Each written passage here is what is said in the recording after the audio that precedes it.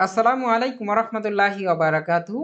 আশা করি আল্লাহর রহমতে ভালোই আছেন। তো আজকের ভিডিওতে আমরা বোঝার চেষ্টা করব যে পার্সোনাল ইমেইলটা কি, বিজনেস ইমেইল অথবা ওয়েব মেইলটা কি।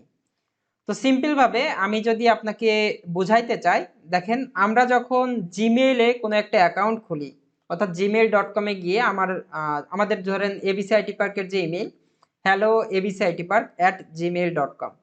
তো এই যে ইমেল অ্যাড্রেসটা, এটা আমার বিজনেসের জন্যই তৈরি করা, বাট এটা কিন্তু একটা পার্সোনাল টাইপ একটা ইমেল। অর্থাৎ আমরা জিমেইলের আন্ডারে গিয়ে একটা ইমেল অ্যাড্রেস খুলতেছি। সেমভাবে আউটলুক আছে, ইয়াহু আছে, হটমেইল আছে, এই যে বিষয়গুলো। তো এগুলোকে আসলে বিজনেস ইমেল ভাবে ওইভাবে কাউন্ট করা হয় না, বা ওয়েব মেইল বলা হয় না। ওয়েব মেইলগুলো কিরকম হয়, ধরেন abcitpark.com, এটা আমাদের নিজস্ব একটা ডোমেইন, এটা আমরা কিনেছি। তো এই ডোমেইনটা ব্যবহার করে আমরা যখন কোনো একটা ইমেইল অ্যাকাউন্ট খুলবো, যেমন info@abcitpark.com অথবা ইন ariful@abcitpark.com অথবা contact@abcitpark.com, এই টাইপের ইমেল যখন আমরা খুলবো, এই যে লাস্টে যে আমরা যে ডোমেইনটা কিনতেছি সেই ডোমেইনটা যুক্ত থাকতেছে, এটাকেই আমরা ওয়েব মেইল বা বিজনেস ইমেইল বলবো।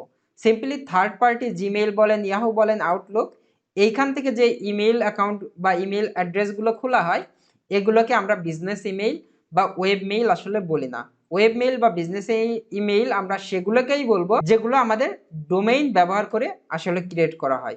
অর্থাৎ আপনার যে ইমেল অ্যাড্রেসের সাথে আপনার নিজস্ব ডোমেইনটা থাকবে, সেটাই হচ্ছে আপনার বিজনেসের ইমেইল বা বিজনেস ইমেইল বা ওয়েব মেইল বা প্রফেশনাল ইমেইল। আর সিম্পলি আপনি আপনার বিজনেসের জন্য হোক বা নিজের জন্য হোক, যখন থার্ড পার্টি কোনো প্ল্যাটফর্ম যেগুলো আপনার আন্ডারে না, যেমন gmail.com, এটা আপনার না, এটা থার্ড পার্টি একজনের, তো তখন সেটা হবে আসলে পার্সোনাল ইমেল।